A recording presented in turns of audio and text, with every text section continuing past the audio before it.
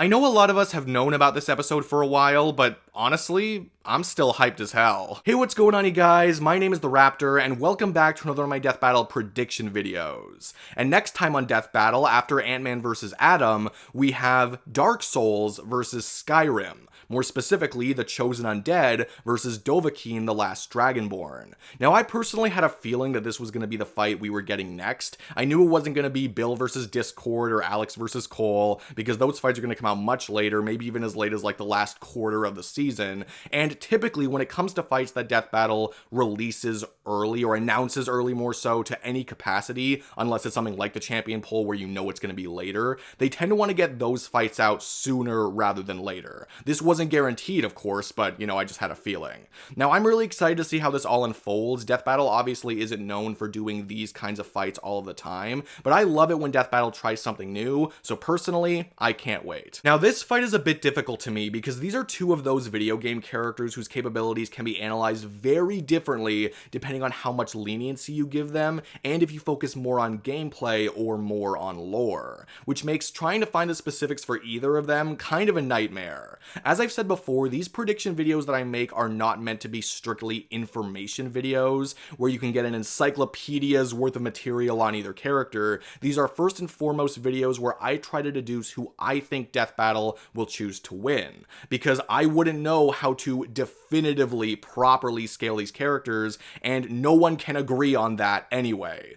I do think that Death Battle will focus a lot on the lore for both of them, since that's clearly the writer's most accurate way of conveying the intended strength for them, regardless of what's in the gameplay, and I'm almost 100% sure that they will attribute about the same level of leniency to both of these characters, regardless of how lenient they are. And when looking at it like that, I'm personally thinking that Dragonborn has it better under most interpretations. Don't get me wrong, Chosen Undead could get up to some ridiculous levels using the right scaling methods. Levels that would be higher than Dragonborn if we use less lenient scaling methods for him. And who knows, maybe Death Battle will actually see something like that as fair and therefore give Chosen Undead the win, fair enough.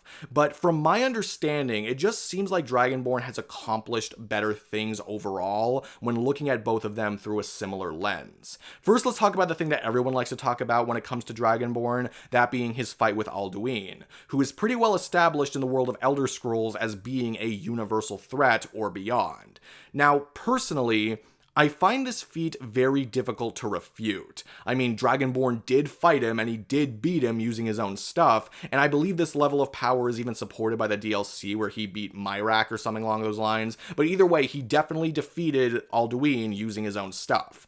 And when it comes to Chosen Undead and who he's fought, like the strongest characters he has fought, well, then we have to look at characters like the Lords of Cinder, who have the power to maintain the energy needed to keep the sun in place using the First Flame, and we have characters who are directly comparable to that level of power, such as Gravelord Naito, which could theoretically place Chosen Undead around star level. Now, like I said, I've seen people try to place either Dragonborn or Chosen Undead at even higher levels, even though I've never found a lot of those arguments to be very reliable. But whether you're trying to scale these characters higher or lower than what I said, Dragonborn just tends to fight stronger opponents on average, and has a more impressive pool of feats that you could potentially compare him to, such as the Greybeard shaking the planet in Skyrim versus like the everlasting dragons creating large storms in Dark Souls, for example. And when it comes to speed, I could see Death Battle comparing Dragonborn to Alduin here as well, and just giving him a ridiculously high speed. It makes enough sense, and I've done that kind of thing before, like Cloud and Bahamut.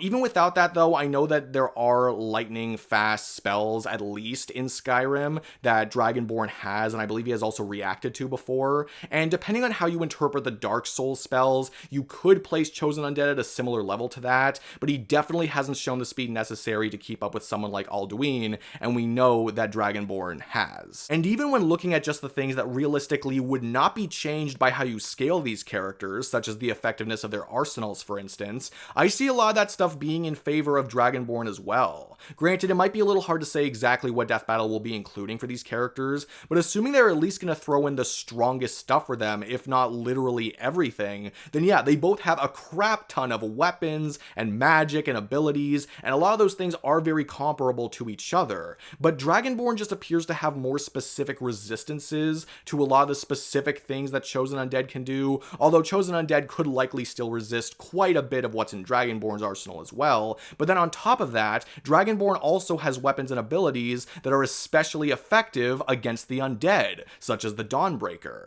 And those resistances combined with that effectiveness, combined with what is most likely a higher level of power, means that in general, shot for shot, Dragonborn has a stronger arsenal, and he has the versatility needed to keep up with Chosen Undead and not get overwhelmed, since they both, again, have like a ton of weapons, have control over so many things, you know, if you're giving them everything at least. And on top of that, Dragonborn just has a lot of overpowered words of power or shouts, such as the one that can stop time, for instance. Now, of course, the question will come up regarding whether or not Dragonborn could even kill Chosen Undead and have him stay dead permanently, since he just seems to keep coming back, you know, immediately whenever he dies. Well, Dragonborn does have the ability to target souls and manipulate minds. I know that Chosen Undead does have some resistance to losing his mind or his memories or something along those lines, but I'm not sure if you can use that to argue that his mind and his soul are completely off limits. So Dragonborn could possibly attack Chosen Undead's soul or even trap it, preventing it from doing anything.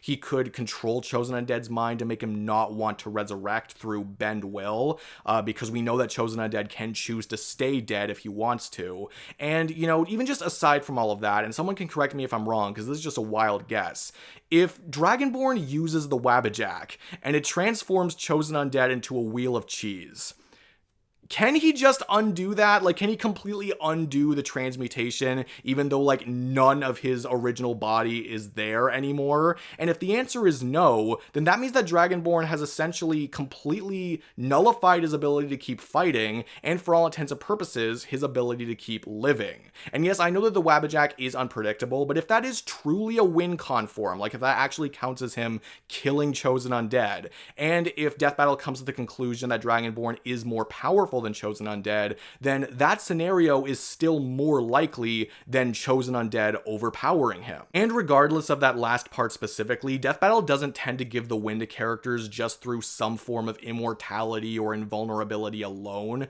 So if Death Battle decides that Dragonborn is more powerful, which they might not do, but that's just what I'm personally leaning towards right now, then I also think they're going to find a way to justify how Dragonborn could kill Chosen Undead, whether it be through some method that I listed or just saying that he's got magic that Chosen Undead has never seen and therefore would be more effective against him or something like that. I don't know, but I think they're going to find a way to logic that out. So the way I see it, on average, Dragonborn just has superior power, speed, abilities, and resistances when lining him up with Chosen Undead under most interpretations, and I think he probably has some way to at least prevent Chosen Undead from continuing the battle. So right now, for this video at least, I'm going with Dragonborn for the win, but I want to hear what you guys have to say. Who do you think is going to win? Who do you think is going to die? Are you excited for this episode? Please let me know down in the comments below. I'd love to hear what you guys have to say. If you enjoyed this video, please give it a like and subscribe too if you could. That'd be so great. That would really help the channel out. But no matter what you guys do, thank you all so much for watching. I really do appreciate it.